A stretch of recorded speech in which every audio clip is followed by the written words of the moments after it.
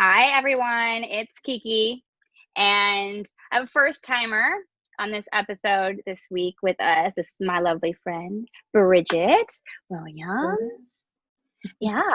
I already asked you this beforehand, so I know that you're as good as I am right now, and as good as most people are right now. Pretty much. And, I talked to you after I posted last week's episode, and then I was thinking to myself, I was like, you know what? We need to talk on here because I've had a week, and I'm sure that you have too. I'm going to ask you about it in a second, but I've had a week, and I listened to my podcasts after I put them through. I want to know, I want to see what people are seeing and all of that. Because in the moment, we're just talking. That's it. And just to see, right? And then listening back to that, and then getting some phone calls, getting some messages, whatever. I was just thinking about it and talking to you as well. You were a big part of my reflection throughout this past week. But I listened to it and I thought to myself, there's a lot of reposting going on. There's a lot of information flooding out there, right? It's a lot. And I pick and choose what I read. But I read one, and I did repost it, and I read one, and it was basically talking about the support, if it's fake or not, fake support, if it's fake or not. And that right now we'll take all the support that we can get. And if it is fake, time will tell, right? Time will tell. And I've had that come up in a lot of conversations this week about just people being frustrated by what they think is fake support and all of that.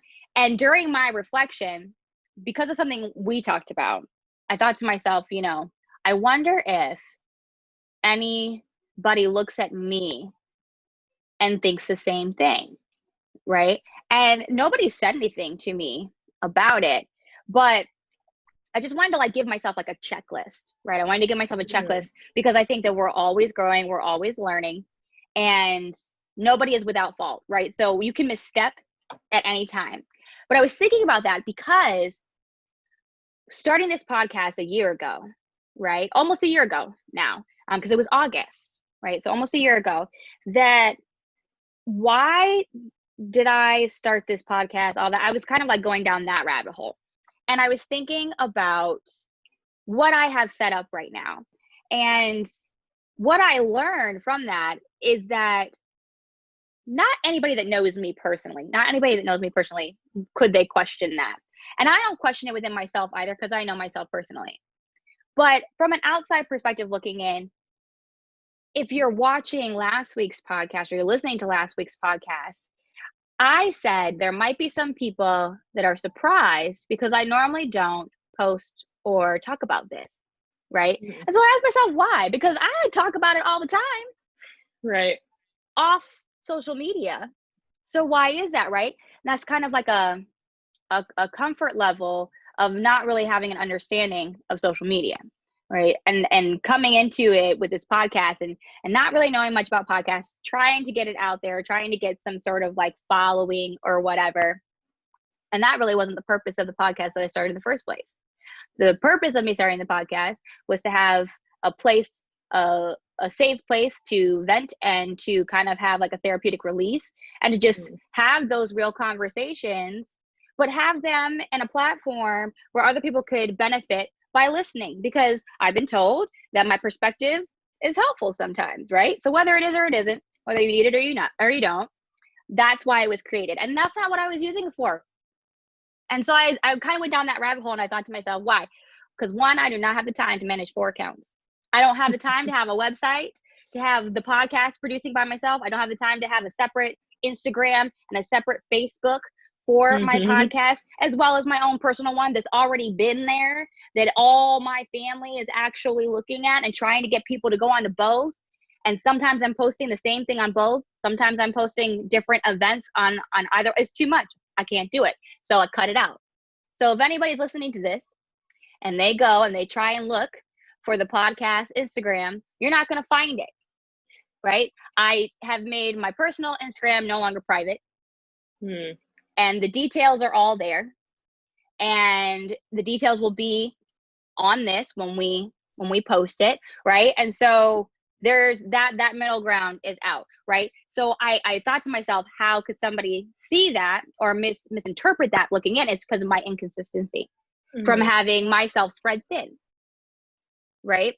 And so I also thought, because of the fact, and this is where I get to you, because we talk about being biracial, and sometimes that insecurity that comes from a fear that some people of color may see you as a sister, and some people of color may see you as an ally.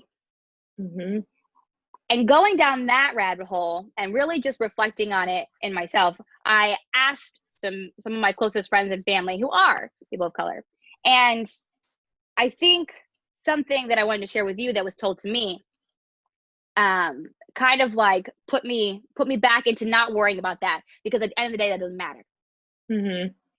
At the end of the day, whether you're a sister or an ally, you're both working towards the same thing. And people who know you intimately and people who don't will see through time where your heart is, right? So, but what I had been told was, it has never bothered me that you're biracial and you speak on Black culture, Black matters, all of those things, because you've never once denied that your experiences are not the same as mine, because of the privilege that you have of walking around and not always being identified instinctually like the rest of your family or like the rest of your friends that you're speaking with. So that privilege, right? We kind of touched on it in the last episode, and you and I are going to talk about it some more. But I mean, you feel that, right? You feel that kind of like pull, like you don't, just because we are Black, because we are white as well, we worry about misstepping too. Yeah, a lot. You know? we have to check our privilege too. You know, so I know that you've been reading a lot of things and I've been reading a lot of things. And I just wanted to share that with you, because that really that helped me in the moment. And I think that was kind of something that I didn't need reassurance on, but it was something that made me feel like, okay, that's the right move to continue to do. Because I have never not acknowledged that I'm Black. Like, you asked me what I am, I'm gonna tell you straight out. Right. And I like to speak my mind. If you don't want to hear it, we don't need to talk, right? But I think that that's something valuable that I kind of already been doing, and I want people who are watching or who are listening to understand that when we start to talk about privilege and checking your privilege and doing better, right? That we are talking from a place where, although we are people of color, we understand our privilege by not being 100% Black. That we are checking ourselves. That we are out here checking ourselves as well. So I'm not telling you to do something that I'm not doing myself. I'm not telling you to try something that hasn't worked for me or I haven't tried myself. So I want to put that out there. Yeah. First, before we talk about it. You know what I mean? But I feel like you were a lot like me, like in the sense where, like, I hadn't necessarily viewed social media as a platform.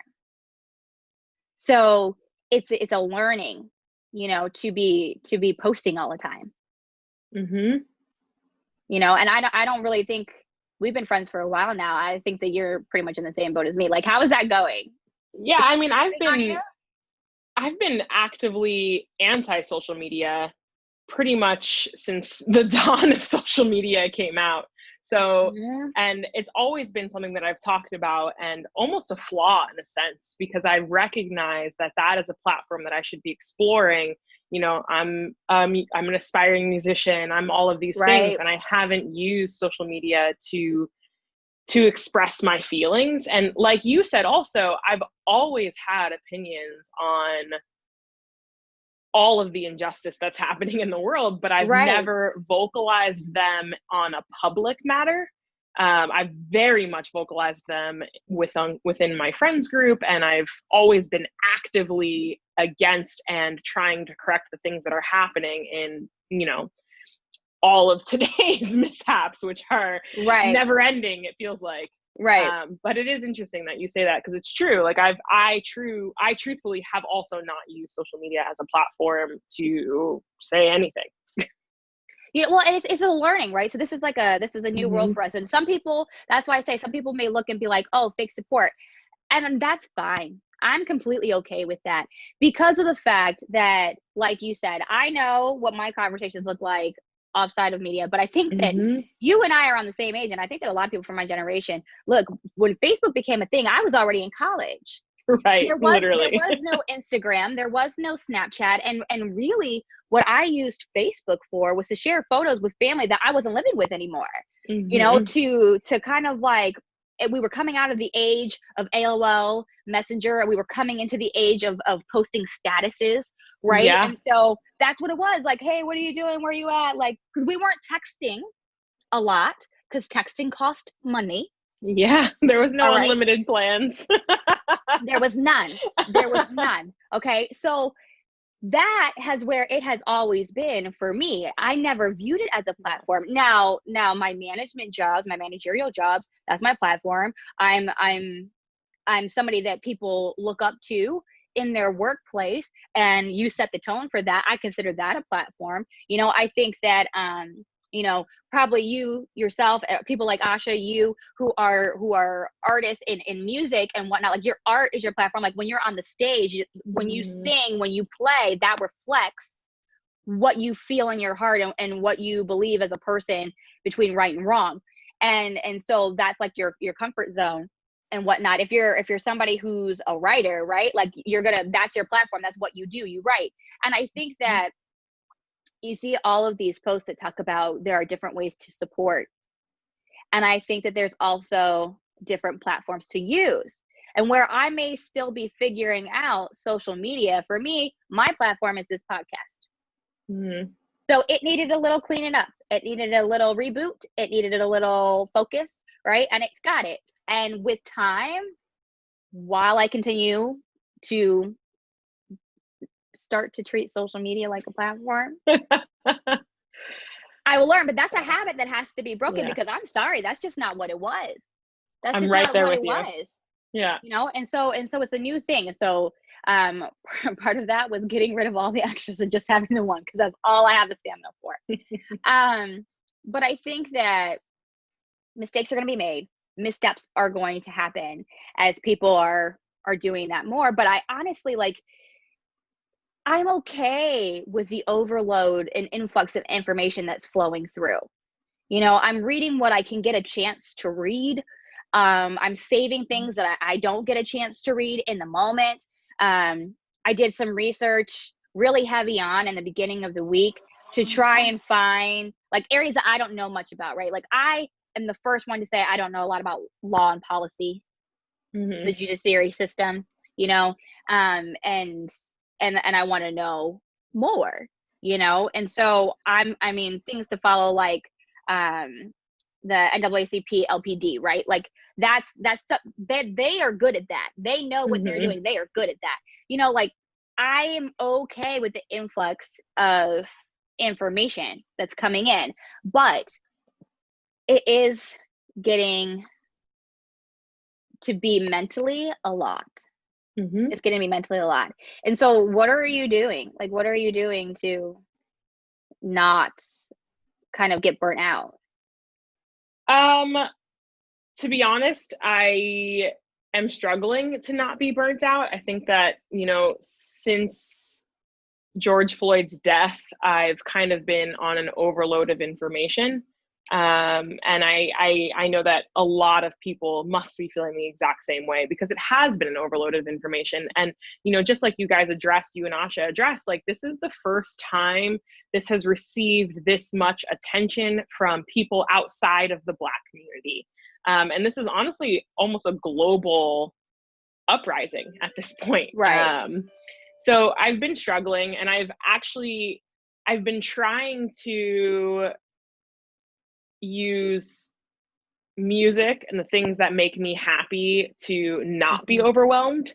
And I Yeah. kind of had like, I wouldn't call it a break, but 2 nights ago where I just had a meditation and I really had to sit down with my own feelings and figure out what I'm upset with and how to heal myself so I can continue to Right. be a positive source for other people.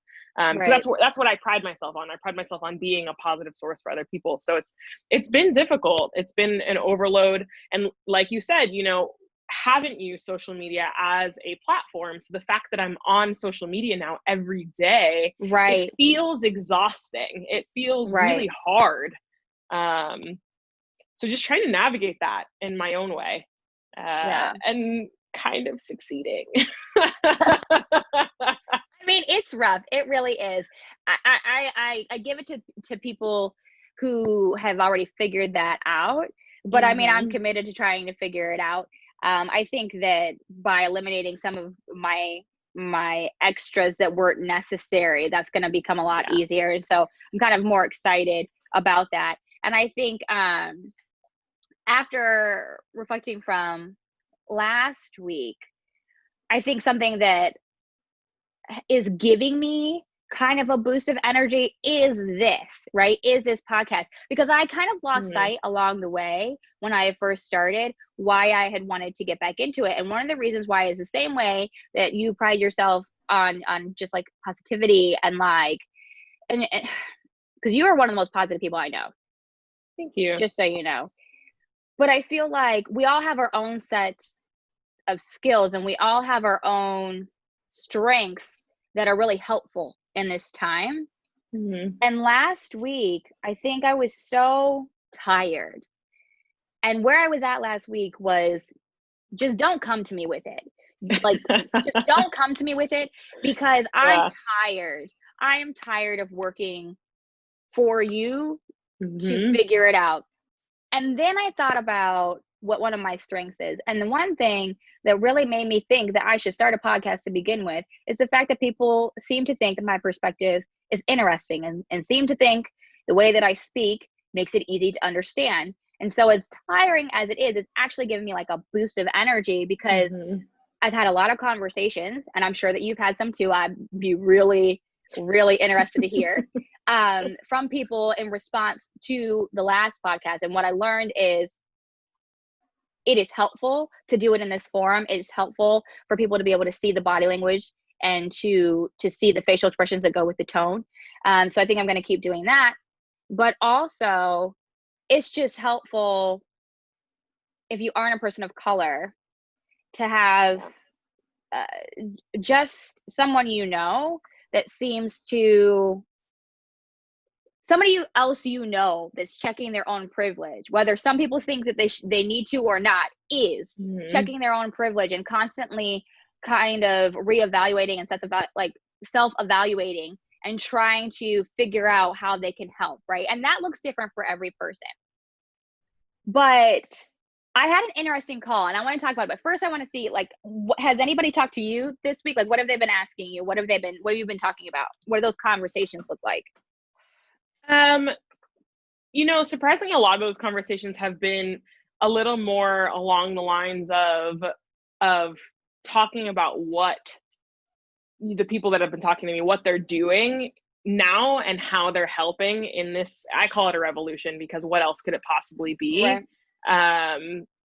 And it's interesting because those conversations now. So when this all first happened, the conversations were more so my opinions on things and trying to get people to be as inspired and as outraged, which sounds crazy to get someone to be Right. outraged. That sounds crazy. Like, how could you Right. not be outraged? Like, did we not watch the same thing? Like, I don't understand. But I think now we're getting to the point where it's more so conversations about what do we do to actually make impact and change. So like a lot of my conversations have been around voting. A lot of my conversations have been around local policies that a lot of people aren't as familiar with. And I've been doing so much research around New York policies and around Florida policies. I still vote in Florida. I feel like it makes a greater impact. Johnston, North Carolina, same thing. Yeah.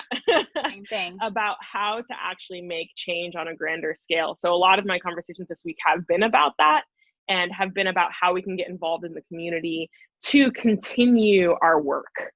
Right. Which is honestly really inspiring. So I feel like when this first happened, I was feeling deflated and disappointed, and I just was praying that this wasn't going to be just another thing, because this is not the first. Any Black person knows, like, we've been dealing with this since our parents and our grandparents' lifetime. This is not the first. So praying that this is not just another blip.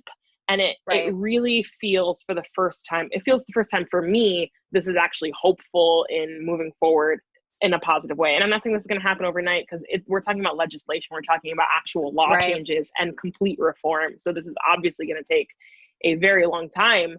But I'm digressing, but those are what those conversations are looking like for me this week. Yeah. See, I think I completely agree with you. And I think one of the best things that anybody can do right now is figure out how they can support. And that looks different for every person. You know, there are some people that have the ability to be out on the street in a protest, right? And there are some people that don't, right? There are some people that, you know, are good with law and the judiciary system and organizing and like sending out petitions for things that need to be done, right? What does that look like? There's some people that are great at bringing awareness and keeping conversations going. Is that how you support? Is that what it looks like, right? And I think it's a lot about educating yourself, because this is a marathon. It is not a sprint. So now is the time really to be educating yourself on these things that are coming in and open yourself up to this influx of information, and save things that you don't get a chance to get to, but take a minute as it comes in to read it, research it, understand it, sign it if you feel the need to sign it, pass it on if you feel the need to pass it on, right? I didn't really know too much about, I've signed a few petitions in my life, and with everything in general, I feel like you just need to be informed and then do what your heart calls you to do. I wish that's what my conversations have been like this week. I really do. I'm still more so in the world of people asking where you were last week. I don't know what to do. In all honesty, I had somebody call me and ask me if they were being a good friend. And I think it was helpful last week to talk about some things. So I think what'd be helpful now is to define what we meant, or at least what I meant when I said do better. Because I think that that's not clear. And I don't know how, but we can break it down. Because doing better, it's just something in my like, it's something where I just feel like you're never done learning, you're never done trying, you're never done making mistakes, right? That's a part of growing as a human, as an adult, maturing, all of that. You're never done. You can never know enough, you can never learn enough, and you're gonna fall on your face a bajillion times in life. But that is what it is to move forward and to progress, right? And to develop. And so it's kind of odd to me that it needs to be broken down, what I mean when we say do better.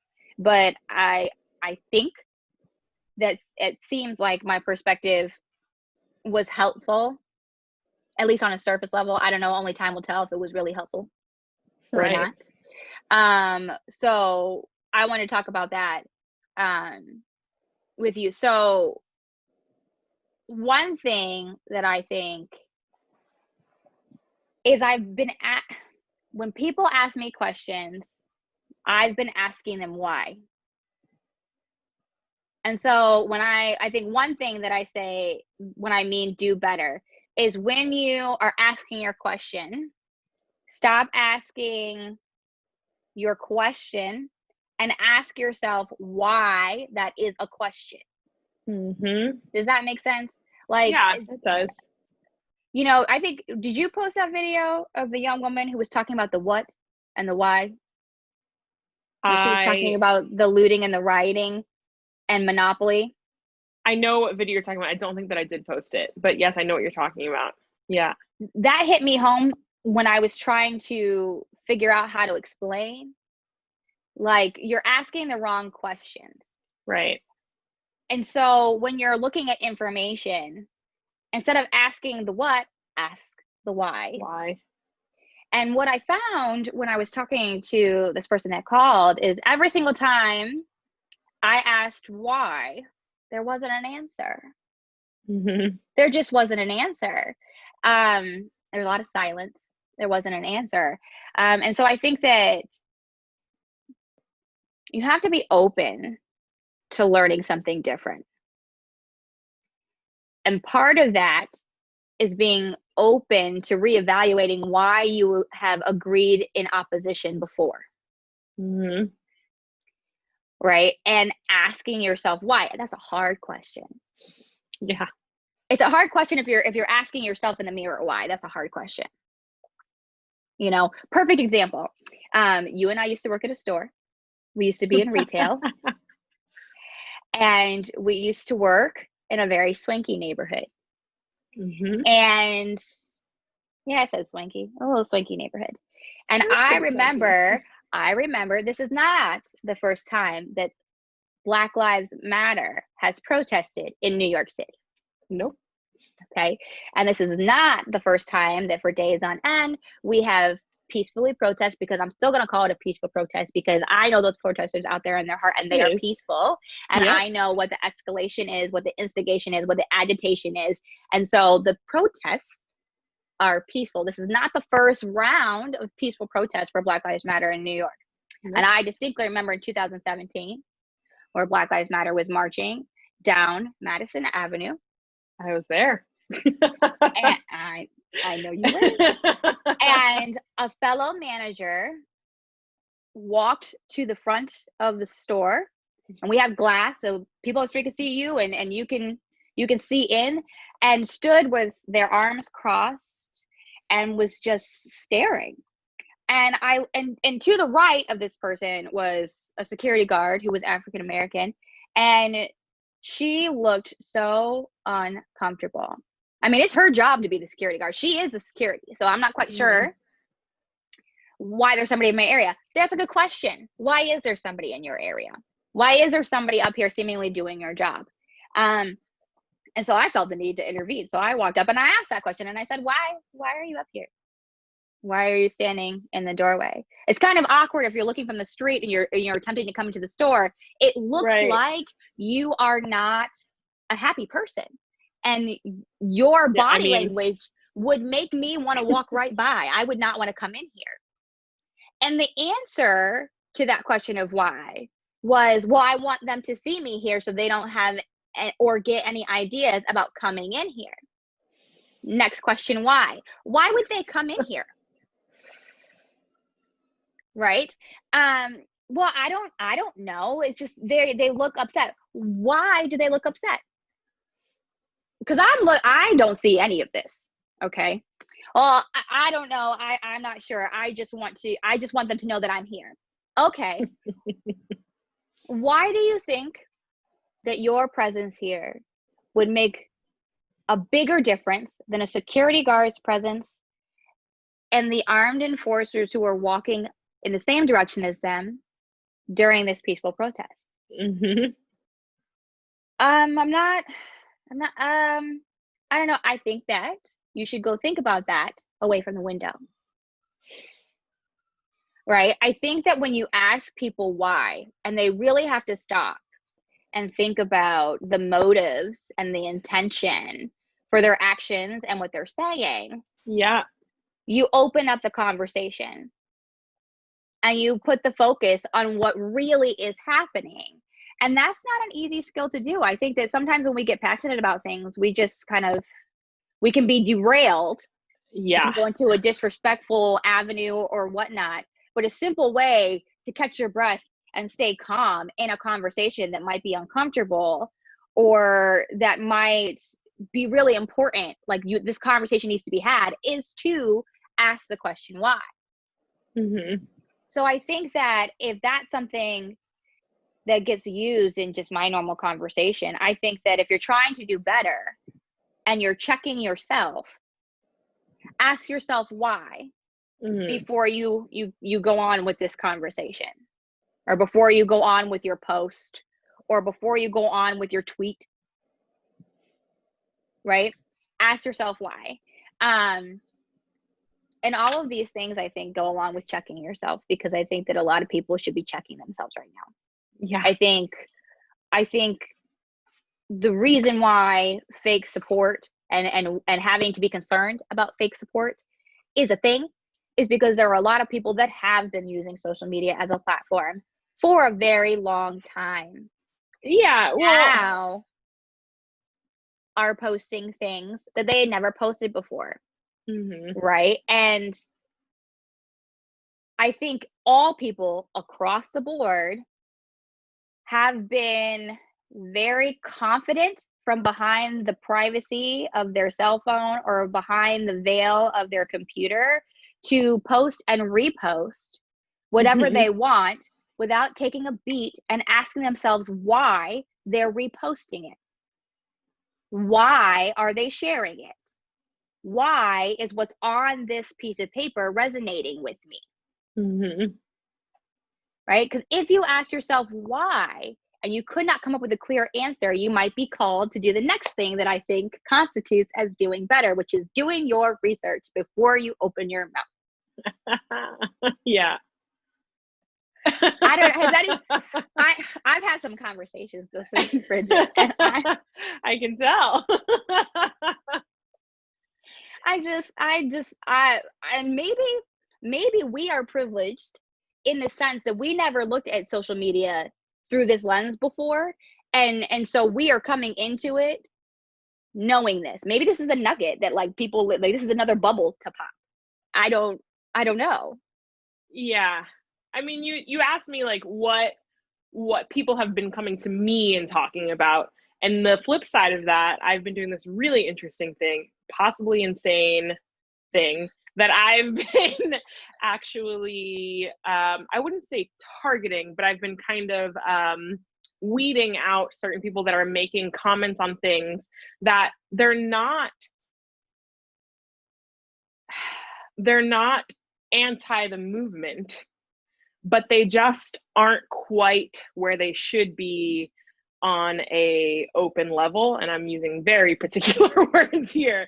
But they just are saying things that are offensive, and they don't even realize that they're saying it. They aren't anti-racist, they're not racist, which, you know, that's a whole nother conversation, being I'm not racist. No, you need to be anti-racist. But even so, I've been targeting / kind of weeding out those people, and then I've been private messaging them, and I've been having conversations with them,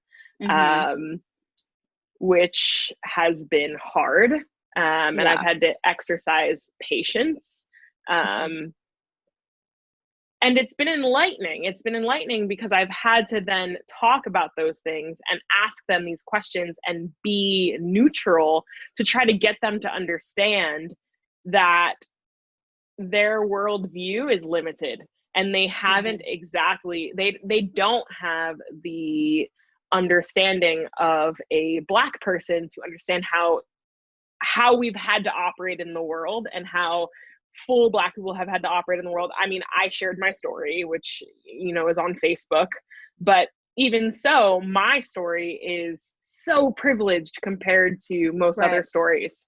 So talking to these people that don't quite understand white privilege, and then getting them to analyze the why, like you're saying, has been interesting. And I don't know if it's a smart thing to be doing or a completely insane thing to be doing, but that's what I've been doing. No, you know what? I don't think that it's insane at all. I firmly believe, like, okay, so in life, it's very easy to call somebody out, right? Because your behavior and your speech is so blatantly wrong that my soul just wouldn't allow me to not tell you, right? Like when that person was in that store and was sending that message and was sending that tone, you know, I'm going to call you out in this moment. We're going to have this discussion right now, right? This is not like a joke that you seem to have said and not understood the ramifications of what's coming out of your mouth, where I'm going to, you know, call you in to a separate space and have this discussion. I'm going to call you out. Because you're clearly making the people on the street uncomfortable. You're clearly making the person standing next to you uncomfortable. You are sending a message to the customers that are already inside the store behind you that they should be uncomfortable. And there's no reason for that, because there are people on the street exercising their American constitutional rights. So this is racist, and it is not tolerable, right? And there's a difference between being in those moments and calling people out, and there's also a difference between calling people in. And I've heard it called this before, calling people in, calling people out, and I truly believe that. I don't think that it's crazy. I think there are plenty of people that's sad for them, and I still don't understand how you were in a bubble that thick prior to this, but you seem to truly have come out of some sort of cave and are experiencing this and are literally like a doe in headlights. You don't know where to go. You're not quite sure what to do. And so as you are moving forward and you're starting to allow these conversations to be had with you, I will call you into a safe space and we will talk about these things. I think that if you are genuine, if it is not fake support, if you are genuine, you will listen. So I don't think it's crazy at all. I really don't. I think that, I guess that's kind of similar in the fact that I know that the calls will come. And so when the calls come, just the normal calls, just like the normal calls with my friends, just checking in, checking up, whatever. I wait until about 5 minutes. And in 5 minutes into the call, we haven't talked about it. We're going to start talking about it. And let's see where the conversation goes. And then from there, we can decide if there's any learning that needs to take place or whatnot. But I don't think, look, if it's necessary, it's necessary. And I think there are plenty of people that are protesting and are working on legislation and are organizing and are sending things out. And I am in such admiration that is their gift to be able to do. I think as somebody who's biracial and having people already feel innately comfortable with me, whether they should or not, coming to me and asking me these questions, whether it exhausts me or not, I will answer these questions because it's a learning that needs to be had. And for me personally, if you're somebody that I know and you're asking me these questions, I want to at least know that I've tried to assist in your learning. Like, I don't want to slam the door in your face as you come to me.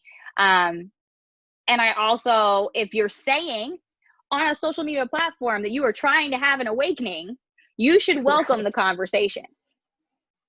Right? You should welcome the conversation. So I think that's something too. Like, if you're saying you want to do better, you're gonna be better. Be anticipating the conversation and be ready for it.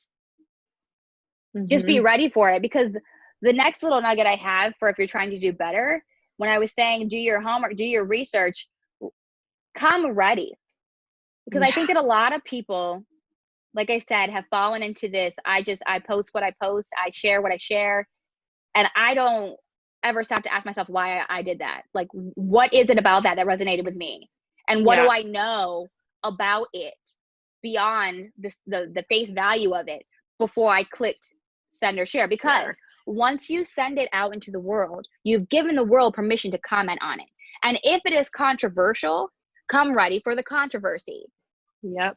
Right? So if you're not asking yourself why, if you're not open to the hard conversations, and if you're not doing your research before you open your mouth, or you reshare or you retweet or you post a status, then you are essentially wasting my time when I try and put forth my effort to help in your learning. Does that make sense? Like, I feel like you wouldn't go into an interview for a job not knowing, and there are people that do it. So this is a great analogy, actually. Oh, there are.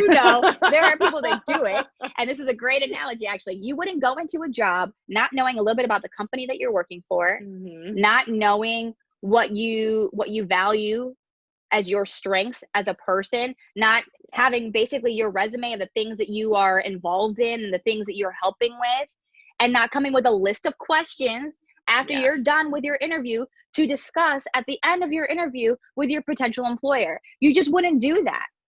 Because it's disrespectful. It shows your laziness, and it shows your lack of true intent of wanting to have this position. Right? So there's work that's involved in that. And if you want one of your friends to reach out to you, I'm saying, as tired as I am here. Call me. Yeah. Call me. We can talk about it. Send me an email. DM me. We can talk about it.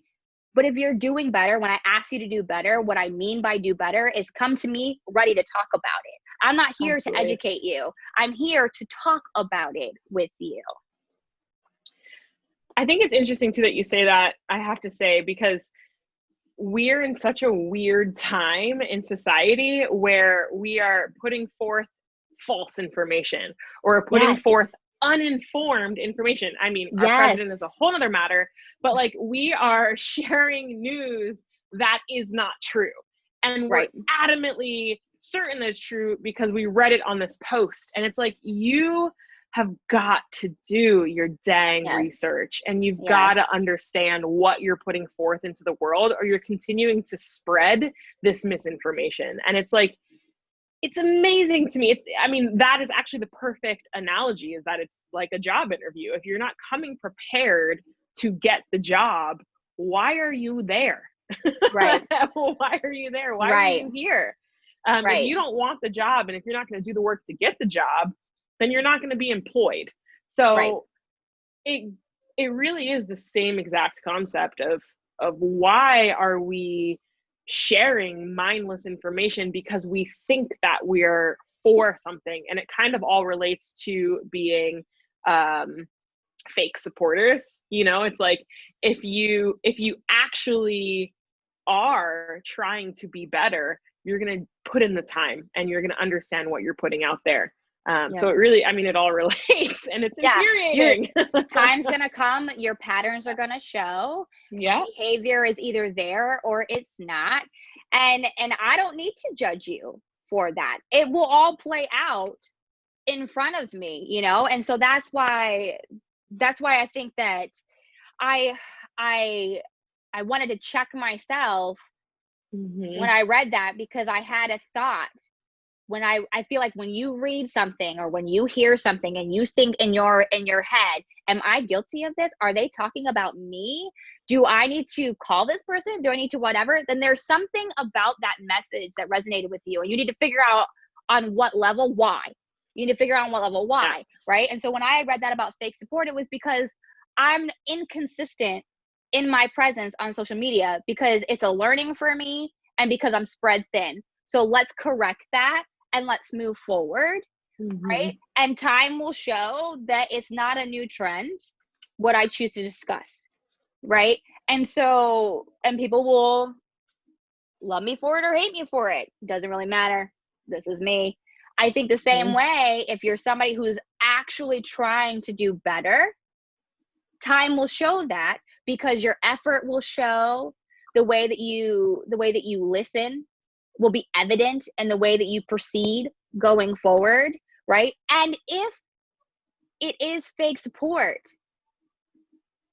if you're okay with that, you're the only person who has to be able to sleep at night. But you have to understand, I'm not even going to be PC about it. Like, you just have to understand that it is okay. I don't know where we got into this notion that it's not okay to cut people out of your life.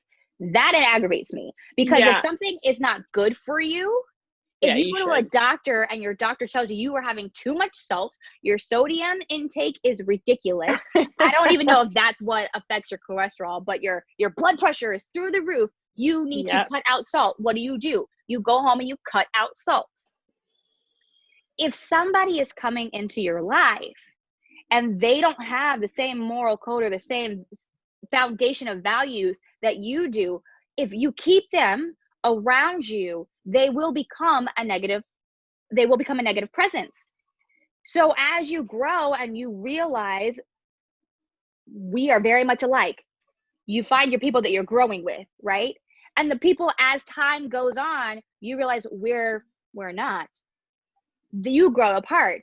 And where it became a sin to discard what is a negative presence in your life baffles me, because I don't know one person that would say that if there was toxic acid outside of their house, they wouldn't move. Yeah.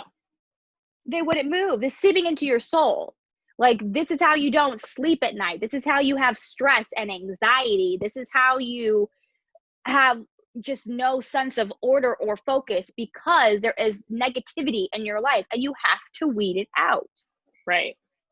And that is okay. It's not necessarily, I'm not going to sit around and condemn people and say that you are bad, you're good, you're evil. I mean, there's only one person I think is evil, and that's 45. But besides that, I'm not going to come through and judge you on it, but I'm not going to be dishonest with myself and label somebody a positive presence when they're really a negative presence. And that's okay. That's okay. But I think a lot of people right now are giving that fake support because of the fact that they are terrified of having been cut out for being a racist. Mm-hmm. Because there's no way, if you're being open and you're being honest and you're asking yourself why, we're in this time, if people are doing weeding out and people are having tough conversations, that isn't the reason why they stepped away. But that's not my problem. That's your problem. Yeah. Yeah. I posted something on my account, and it's received quite a lot of controversy, and it kind of touches on what you're saying, but it's almost the opposite of that, because I feel like we are in a cancel culture where it's like, if someone does one wrong thing, it's like, delete, you're not my friend. And so I just reminded people that we should come from a place of love, and we should try to have patience. I know this is tiring and this is angering, but to not be that like cancel culture. But I think people read that as we should try to change everybody. You can't change someone if they are anti-race or if they're anything. In reality, you can't change someone if they have hate in their heart. But what you can do is be patient with someone who's just understanding how to navigate cultural oppression. You know, if they've never really, I know it's infuriating to hear, but if they've never had to deal with it, and this is the first time they're having to deal with it, regardless of who their friends are, you have to be patient with those people. So that's all I was getting at. But it's like, there's such a fine line between cancel culture and not tolerating what you're saying of cutting out toxic friendships and cutting out toxic people that are not good for you. And I think the key to that is cancel culture, like you said, is somebody making one mistake and people shutting them down, right? That's not what we're talking about. What we're talking about is I want to be clear. What we're talking about, and I'm glad that you said that, because that's not, I don't want anybody to think that by saying that cutting somebody who's toxic out of your life is not a negative thing, is not the same as cancel culture. Those are two different things. What we're saying is, if I've had a conversation with you, you value my friendship as you say you do, you want to do better as you say you do, then okay, we've had that conversation. Now I will have these conversations with you in the future, and I will watch your behavior, and I will continue to have these conversations until it becomes apparent that this pattern is a pattern. It is not going away. You are not doing better. Therefore, time has shown what your support really looks like. Time has shown that we have grown apart, because we have realized we are too different of people to be able to stay in the same circles, right? And I don't think that there's anything wrong with that. I really don't. It's not saying that somebody can't make a mistake, right? But effort is effort. And if you truly are there to be supportive, it should not matter to you that you are having to do better and you are having to have just reflection on yourself, and you are having to be open to criticism, and you are having to be having difficult conversations, and you are having to crack a book. It should not matter to you if that is truly support coming from the best place. It's okay, you know, that's what we're gonna do. And we'll take the slack that comes from it, you know, because time will show that I'm in it for the right reasons, and I have that kind of confidence and self-assurance, and the fact that I know why I'm in it. And so eventually they will see why I'm in it, like how deeply I'm in it, right? And I think that And I think if you're having those conversations, right, that comes back to if you're not somebody that's on social media. Mm-hmm. I don't think that everybody has to be on social media. I think there's plenty of people that in your learning, honey, you're just going to wear yourself out. Just stay off of it. Just stay off of it. Right? It's not necessary. But that comes back to, you know, sign up for, go to one of these web pages and sign up for a newsletter, sign up for their emails, right? Stay in the know, read this information and sign these petitions and pass these petitions around that you agree with. Talk about it. Have these hard conversations, right? Find an organization that is one that you feel that you've read what they're about, you've read what their intentions are for the community, and donate money. If you can't donate time, donate money. Yeah. Right? If you can't donate time and you can't donate money, put your pen to paper. Yeah, there's put so your many pen things to paper to do. and sign something. There's so many things to do. You do not have to be on social media to be an avid supporter. And I think the same thing, time will tell, right? If you are not on social media as a supporter, but you are doing those things, then if those are really things you're doing, those will be things you're talking about in your everyday life. And those will be things that you will become known for supporting because you're not doing it in silence. You're just not doing it on social media, you know. And there's so many ways to support. I think guilt also has a really big factor in what you're talking about, because like it's now surfacing, now that it's been a few weeks, people are surfacing and saying like that guilt factor of just because I'm not on social media doesn't mean I don't support. And it's like, if you feel the need to scream that, what are you feeling guilty over? Right? It's like if you are coming from a good place and you have a good heart, social media might not be your jam. Right. But if you are feeling guilty and you feel the need to overcompensate for your lack of posting, that's almost a red flag to me. It's like, well, what do you feel guilty about? Yeah. Does that make any sense? Like, no, it absolutely does. It absolutely does. Because I think, you know, look, I want to use it like that. I really do. It's going to be a learning for me. I really do. But I'm not, it'll come as it comes.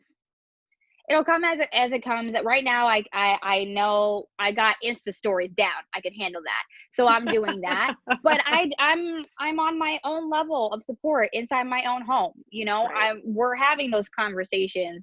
I mean, John and I, we already have those conversations, but we're having those conversations with people in our orbit. And I talked about orbit a lot last time. And I was talking to one of my girlfriends who lives in Ohio this morning, and she was telling me, you know, girl, that orbit is a real thing. Like, not being in an inner circle, but realizing that all these people that you've come and you've passed in passing, like throughout your life, just what negativity they're putting into your orbit, and you got to weed some of that out. Right. And it's true. And so we're having those conversations, and we're doing our reading. We're trying to become more educated in policies and things, because primaries are coming up. And I know essentially it's not really a thing, but that's the kickoff, right? Like, basically you have like 4 months to bone up, 4 months to bone up, and 4 months to get mentally prepared to be watching everything about that campaign, those campaigns, and figuring out what you're going to do. I mean, in all honesty, you have 4 months to pay attention to one person's campaign, because we all know that what you shouldn't be doing. But reading and educating ourselves on that, because that's an area for us that we don't really understand as much as we would like to.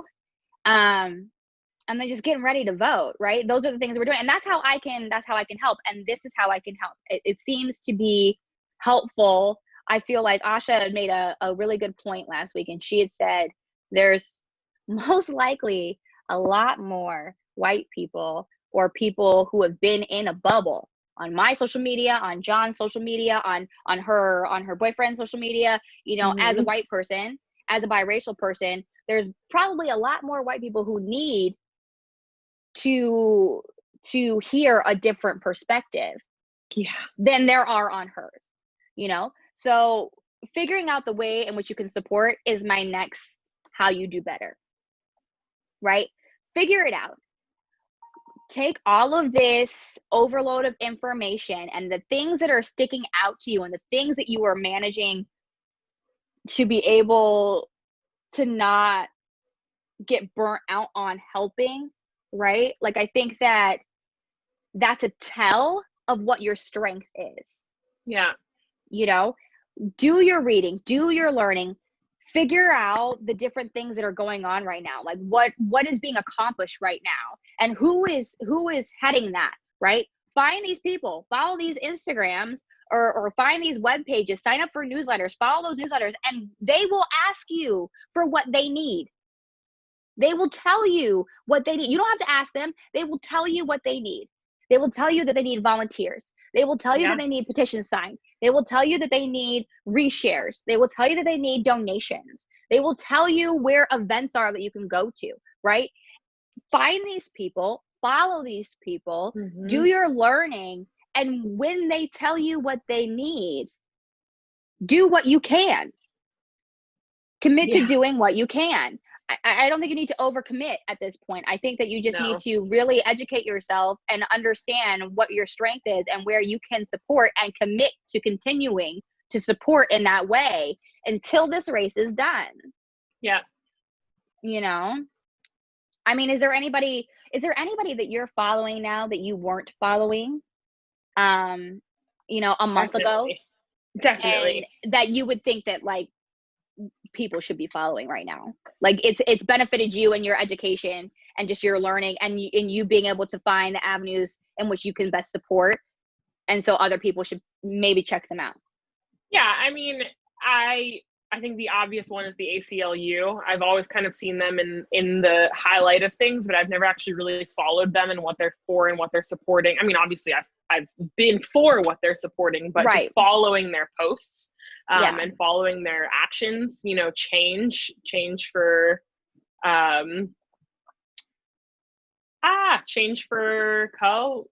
color of change. Thank you. Color of change. Color, I don't know. Color of change is another one. It just kind of has opened my eyes to a more granular effect and like what we could be doing on the ground level.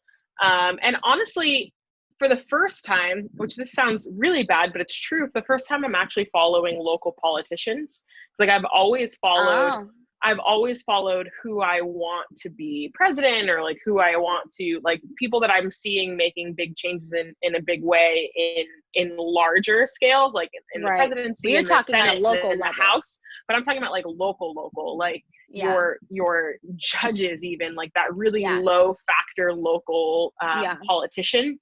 Because those are the people that we need to make greater impacts on to make change right now and to make change as quick as possible. And so, I mean, obviously, like you keep saying, we have to keep educating ourselves. And I've done so much in trying to understand. Again, I vote in Florida, so it's a little bit different, but like I'm trying to figure out who I can vote for to change local Florida legislation to make sure that Black voices are being heard and to make sure that we're not overcrowding or penalizing people of color for minute crimes and in reality overpopulating jails, which is what we've been doing since the dawn of the existence of jails and police. So it's an interesting time because I think that now what we're doing is we're highlighting voices and we're highlighting people that can actually make a difference, as opposed to just saying, we're angry, we want this to stop. It's like, yes, we're angry, we want this to stop. We've been angry, we have been wanting to stop. Now I feel like we're to the point of more people are on a larger scale of how can we actually make change.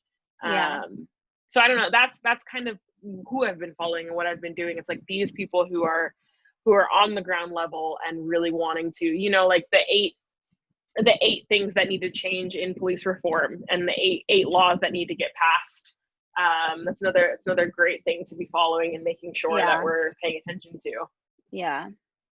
I think I agree with you. It's also exhausting. It's all very exciting. It's also exhausting. It really is. But I said earlier, I think that a lot of people who people of color, biracial, white, I don't care. I think check your privilege.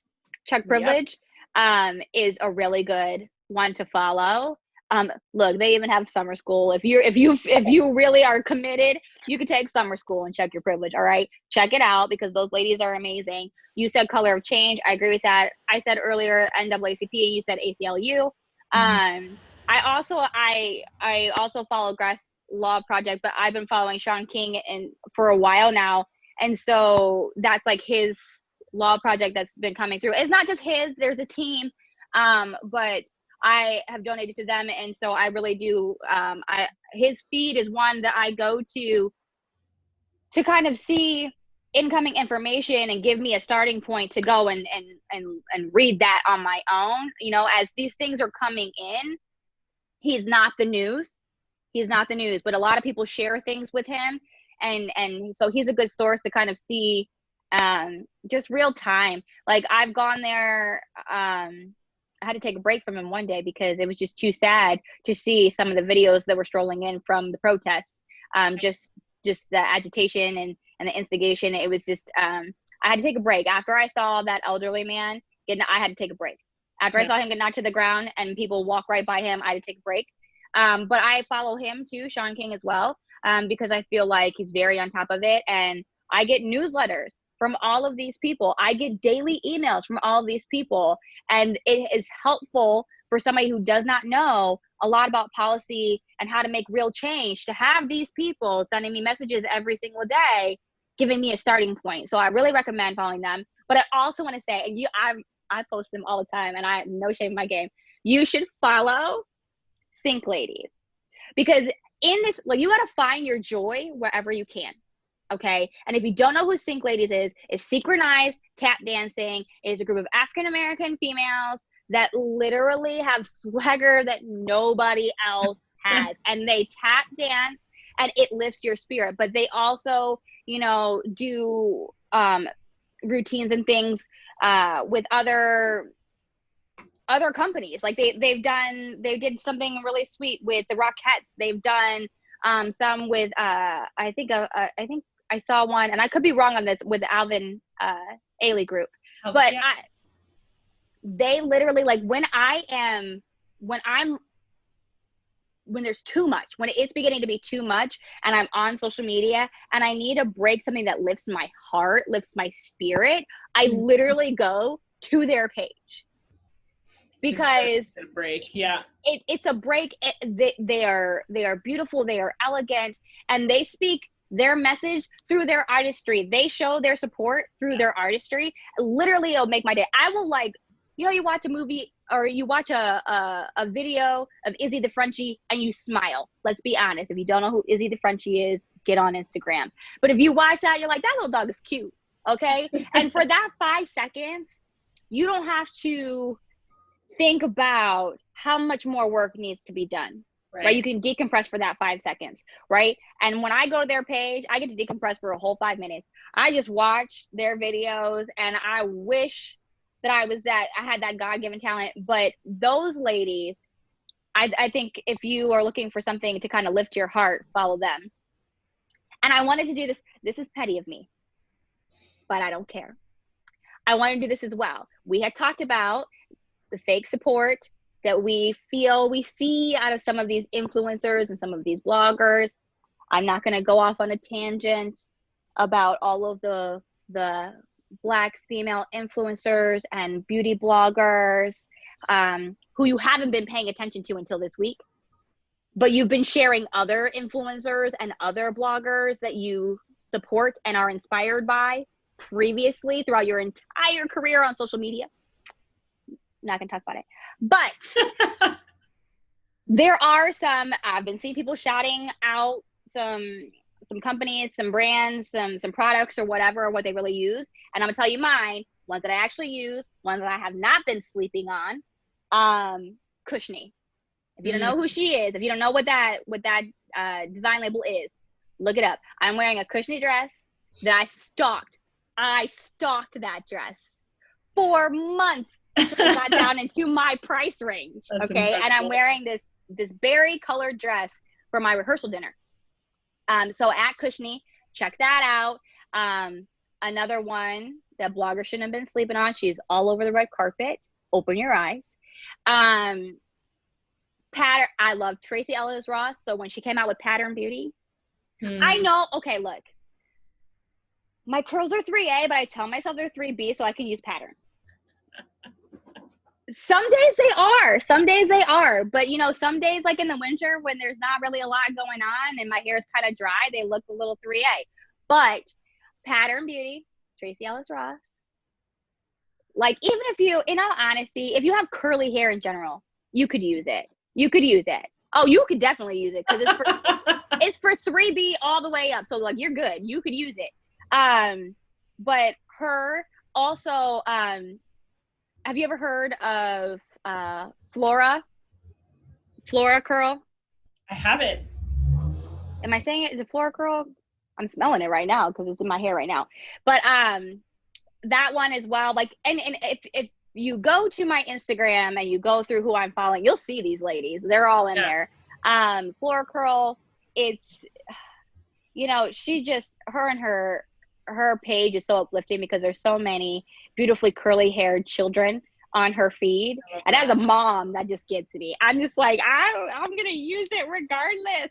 But I started using that last summer because just, man, this baby is messing my hormones up and my skin is not the same in the seasons. Like the things I used to do in the different times of the season, like seasons of the year for, you know, dry skin, oily skin, whatever, none of it's really working anymore. Like I did a video not that long ago on like my skincare routine. And literally right after I was done, I was texting Asha and I was like, what are you doing for your skin? I need to do something different.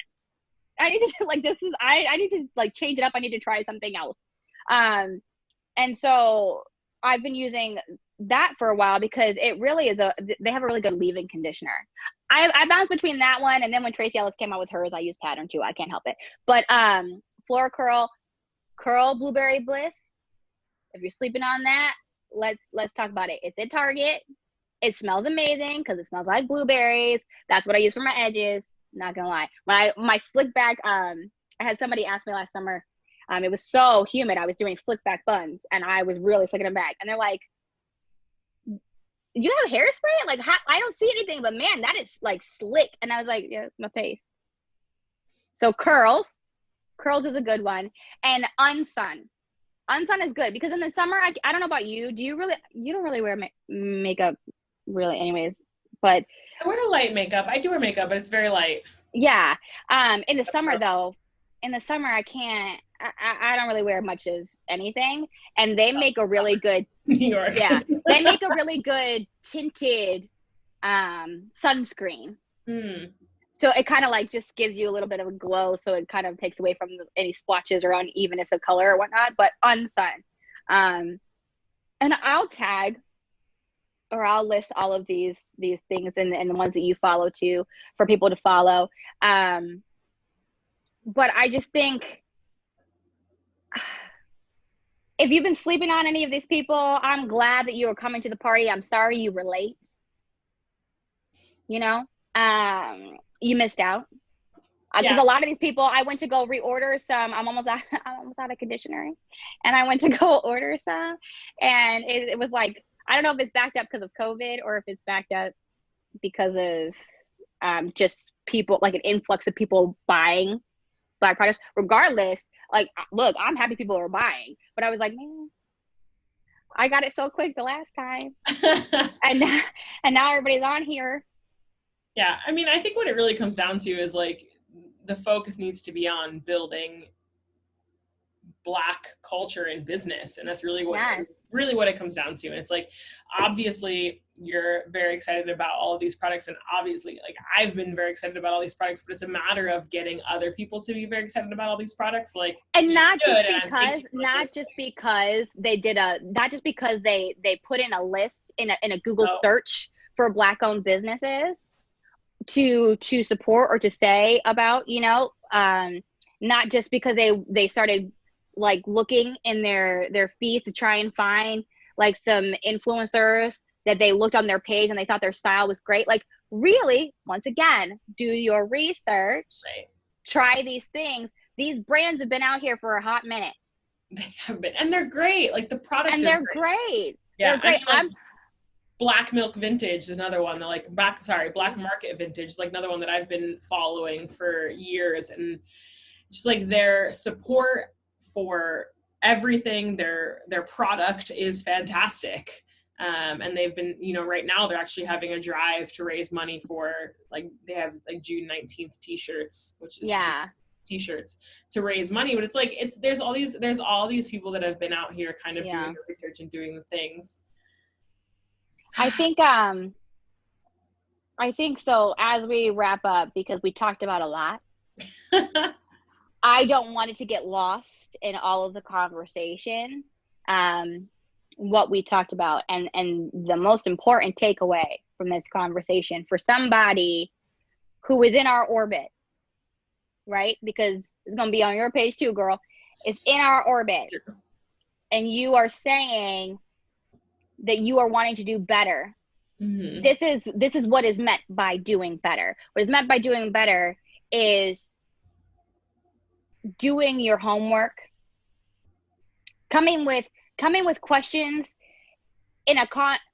coming with questions that are normal to a positive conversation. So don't just come in asking me, what can I do? Right? Do your research. Come in with your questions on your research, right? Come in with the questions on the things you're reading, the things you're watching, right? Do your homework. Ask why. When you are in situations with other people, ask why. If you're having trouble starting conversations with people that are not Bridget or myself, right? That's how you're going to get to the root of what's going on in that conversation, by asking why. Not what is going on, but why is this going on, right? Ask why, do your homework, be open to criticism, because it will come. Because you also need to remember, as you are learning to check your privilege, as you are evaluating yourself, you will make mistakes. Somebody is going to tell you about them. You have to be open to talking about that if you really want to get better by doing better, right? And the easiest step to start off on that journey, if you're not already on that journey, is to look to people that already have kind of a roadmap for you to follow. Look to people that are already establishing that this is something that they are good at and they are strong at, and they are here to provide that assistance for you, and follow them. Read what they post, sign up for newsletters, and engage with them to see how you can best support, right? Like, that is what you should do. And I don't want to speak for you, but for me, if you are doing those things, we can have healthy, interesting conversations all day long. And even if I'm exhausted at the end of that conversation, I will be happy that I took it. Yeah, absolutely. And I think that they will be too. In that regard. Yeah. Oh, goodness. It really is. It really is a tiring time. That's for sure. That is for sure. But I'm glad that you came out. How do you feel? You did your first podcast. I feel really good. Yeah, I mean, it's a subject that I'm passionate about, obviously, so it's really simple to talk through. But I feel really good. I feel like this is how we progress in a positive manner. We have to keep talking about it. People have to be uncomfortable. They have to want to aspire to change and to want to grow as individuals. That's the only way we move forward as a society that doesn't put other people down. So that's really all it comes down to. It really is. And you don't need to answer to Bridget or Asha or myself if you just aren't on this journey, right? But I also don't need to talk to you. It's as simple as that. And at the end of the day, if you're not on that journey, what are we talking about anyways? So, you know, sometimes you just have to be honest about where you're at. And if you've grown apart, you've grown apart. Or if you're not on that same journey, you're not on that same journey. And take your separation as it is. You know, it can be sad for some, but I think if you're looking more, and I mean, people are going to find that out as they're having these discussions with other people who are really putting forth effort and are really trying to be better and are really trying to be part of the change and are trying to come out of this place of delusion around what their world really looks like. As they're coming out of that, they're going to have these conversations and they're going to be looking to their friends and their family who may be the ones, not even them, those people may be the ones that through these conversations, when you're talking about the things you're learning, when you're getting passionate about it, because as you learn, your energy around it just continues to grow. You may realize that some of those people, I'm not even talking me and you, I'm not talking about you and your friends, I'm talking about some of the people who are putting in this effort, seeing that in their circles and in their orbit, that some of these people are not on your same journey. And the best advice I could give to you is to really, like I said earlier, do not hold on to a friendship that is toxic for you. Do not hold on to a relationship that is negative for you. And I'm not saying you need to completely cut that person off to the point where, like, I see you on the street, I cross the street and I walk the opposite direction. I'm talking about understanding that that friendship is not on this pedestal that you had it on, and that's okay. And it may be that this person has moved into the world of an acquaintance. All right. And that's okay too. As you learn and you grow and you figure out yourself more as a human being, you will see who is like-minded, and those people will gravitate to you, and who is not, and they will gravitate in an opposite direction. You know, and that's okay. I think it's scary for some people. I think a lot of people don't want to act or don't want to speak because they are afraid of losing some of the people in their life. But that should tell you that you already know something about their character. Right. If that is a fear of yours, you already know something is there that needs to be addressed. Truth hurts. It really does. It really does. But in a time where Black men, Black women are being killed for no reason, that's just not something we should be worried about. No. It's losing a friend. We've got to move forward in a positive direction, and negativity doesn't stand a chance. And that's really all it comes down to. Exactly. Say that again. Negativity. Negativity doesn't stand a chance. 100%. Let that sink in. No, but I'm glad that you came on here. We'll definitely have to talk again. We'll see. Oh God, let's just see what conversations look like in a month from now, and 2 months from now. It's so hard to think about it's so hard to think about going back to work.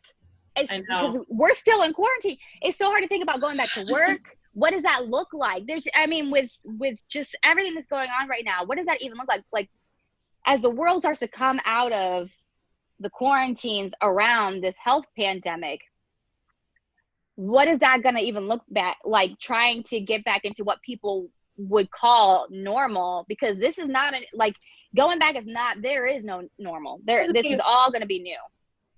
But truthfully, that's kind of what's exciting to me, is because there's no more returning to what was.